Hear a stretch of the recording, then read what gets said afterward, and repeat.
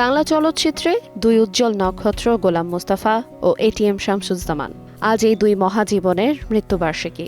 অভিনয়ে, ব্যক্তিত্বে দুইজনই হয়ে উঠেছিলেন রূপালী পর্দার মহীরুহ।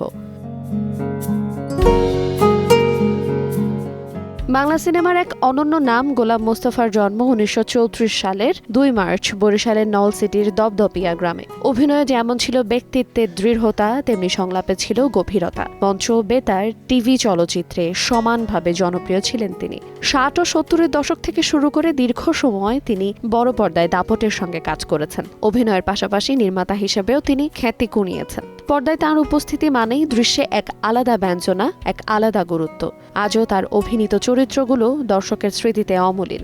নায়ক, সহনায়ক, খলনায়ক সহ প্রত্যেক চরিত্রে দর্শকের মন জয় করেছেন তিনি। বাংলা ও উর্দু মিলিয়ে ৩ শতাধিক চলচ্চিত্রে অভিনয় করা বর্ষিয়ান এই অভিনেতা দক্ষ অভিনয় শৈলীর জন্য পেয়েছেন জাতীয় চলচ্চিত্র পুরস্কার ও ২১ পদকের মতো সম্মাননা। ২০০৩ সালের ২০ ফেব্রুয়ারি ঢাকায় শেষ নিঃশ্বাস ত্যাগ করেন কিংবদন্তি এই অভিনেতা।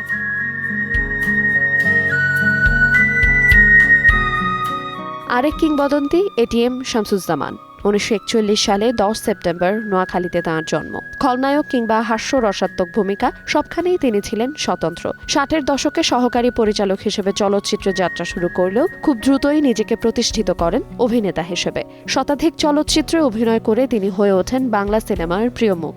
অভিনয়ের পাশাপাশি তিনি নির্মাণেও রেখেছেন উজ্জ্বল স্বাক্ষর। লিখেছেন চিত্রনাট্য, তৈরি করেছেন নাটক এবং সাহিত্য অঙ্গনেও রেখেছেন তার মুন্সিয়ানার ছাপ।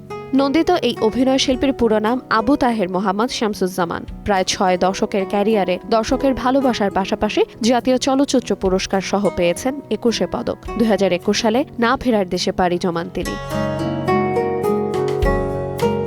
গোলাম মোস্তফা ও এটিএম শামসুজ্জামান দুজন ভিন্ন ঘরানার শিল্পী হলেও তাদের অবদান এক সূত্রে গাঁথা। তারা শুধু চরিত্রে প্রাণ দেননি, তারা তৈরি করেছেন ইতিহাস। নতুন প্রজন্মের শিল্পীদের জন্য তারা হয়ে আছেন অনুপ্রেরণার বাতিঘর। আজ তারা নেই, কিন্তু তাদের সৃষ্ট চরিত্র, সংলাপ আর শিল্পী সত্তা চিরকাল বেঁচে থাকবে ভক্ত অনুরাগীদের হৃদয়ে।